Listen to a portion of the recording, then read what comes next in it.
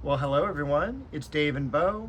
It is January the 31st, 2025, and I think Bo is going to be curling up for an afternoon nap because that's what I wish I could do. It is a beautiful, partly cloudy day here in Southern California, but I wanted to show you what an absolutely beautiful tree this magnolia is when it's getting ready to bloom.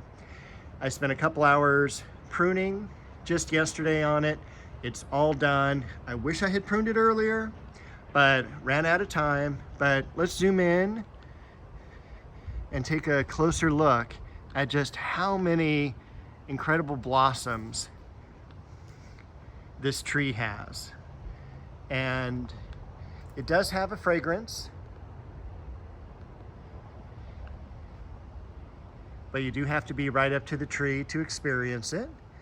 It is kind of a sweet smelling, little perfumey, light perfumey fragrance, but it is absolutely stunning. Look at all those blooms. And this is such a consistent bloomer that, you don't get like heavy blooms, then a light bloom the following year or anything like that. It is just an overpowering, huge amount of blooms every single year, and little to no care as far as the maintenance of this tree goes. Just some pruning probably mid-year, and then winter pruning as well. And that's really all that you need to do. Average water use can take a lawn watering system. A lot of times the grass ends up getting too much water for a tree to handle, but not this one. So this is a fantastic tree for the yard. Doesn't get overly tall when it's pruned like this. This was planted in the 90s, early to mid 90s, and it's probably 12 feet tall, not even, maybe 10 feet. But anyway, this is why it's one of my favorite plants in the yard. Next to it, we've got the pink breath of heaven, the diosma. That is also in full bloom. And again, this is January. We've got some of the poppies blooming as well. So those look great. And look at the amount of blooms we have on these pansies as well. So the pansies were planted a couple weeks earlier than some of those later poppies were. Over here, we do have some of the scilla bulbs coming up that were always in the ground. And so I'm waiting for the galanthus to come up and bloom. That's what we planted earlier. I don't see any coming up from this cluster here, but over here, take a look at this. Look at that really delicate blossom. Now this is about 2 inches high. And look at the size of that blossom for that bulb. Unfortunately, that's the only bulb I see coming up. So we'll see if the others do. And hopefully they will. But other than that, all the pansies over here are blooming quite nicely. Look at the splotches on that. That's quite cool. Then we'll head over here, because also in bloom are the leucosium. And look at that. Remember, this is our first one that opened up. It's still got a whole bunch of buds coming up. I don't know if you can see that too clearly, but we still have buds coming up. And then when we look back to the ones behind here, they're definitely about 2 weeks behind, 3 weeks behind in terms of growth, but they'll continue on, and they've just done so well. And they're such a cool blossom. And I love that little yellow spot toward the very top. And in this case, since the flowers are inverted, the very bottom of the petals. We planted a few things from the area back here. You can see it's getting less and less plants, which is great. And that is my goal. Over here now, we've had this area done for about a week, and we've got the Japanese maple, which you can't really see because it's just two stems up against ivy. Look at the Forsythia. We also have some green growth coming out of the Forsythia as well. But those are gonna look great year after year during January, which is a time where we normally don't get a whole lot of blooms in the garden, except for this garden. And then we've got some French sorrel that's coming up. That's also something I've had planted for 25 years here. The carnations, which if you saw my videos last year, this was sitting on a pot on the patio. I cut it back and it is now regrowing, and I put it in the ground. The Alexandria over here. And then this area, hopefully I'll be able to work on it this weekend. We did have some rain last week, which was great.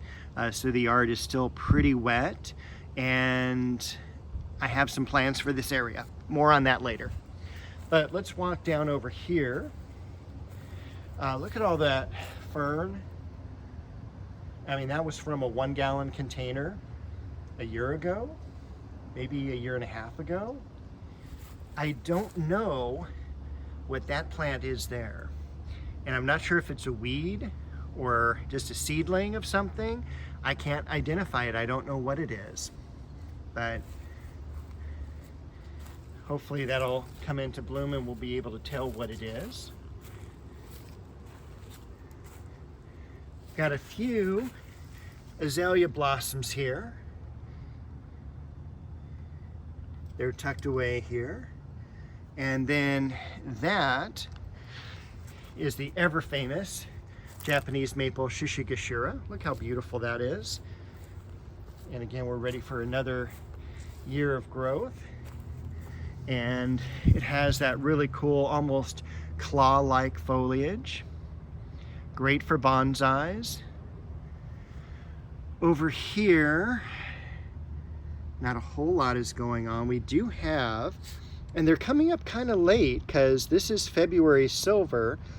It's a variety of daffodil. It's always in bloom in February, and it just seems to be late this year, but we'll see how it goes. The Shasta daisy, and then the yarrow in front of it.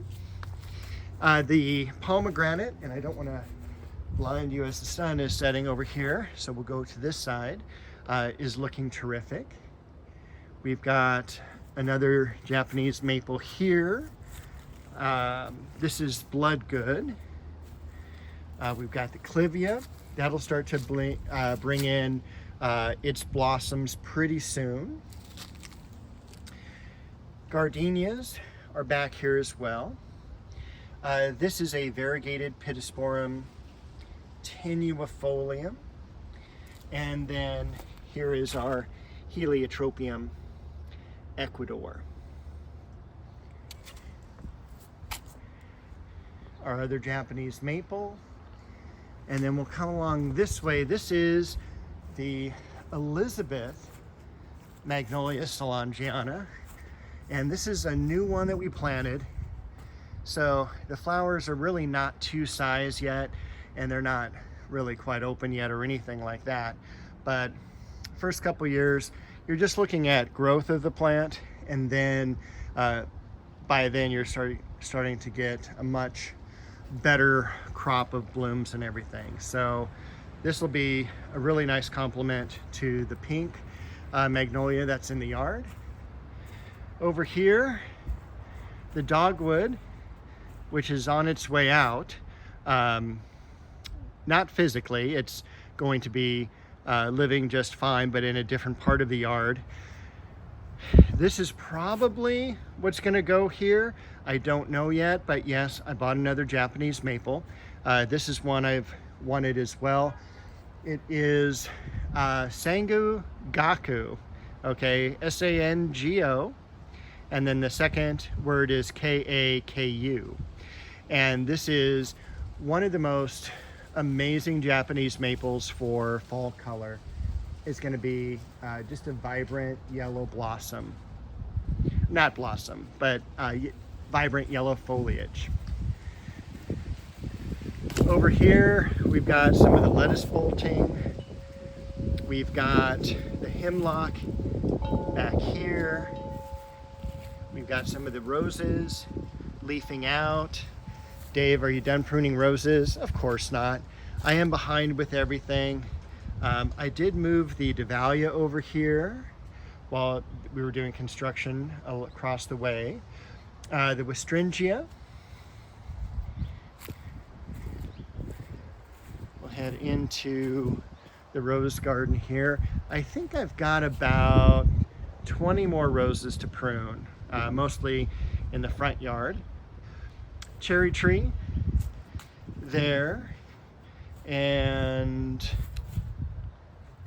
let's see, a lot of the roses now are leafing out because our weather's been so warm. We've had very little rain. Queen Elizabeth, beautiful irises. We've got the duet rose. Remember, we cut back the Leonotis, that gigantic 6 foot by 6 foot plant, and look how big it's getting already. You can barely see any of the branches we cut. This is something that can be cut back tremendously, and it's still going to come back year after year. More irises. We've got our multi-grafted plum tree. Over here we've got the almond bush, and I found myself trapped, so let me step over some stuff and come over here. We've got the yew pine, not yew pine, but it's just regular yew.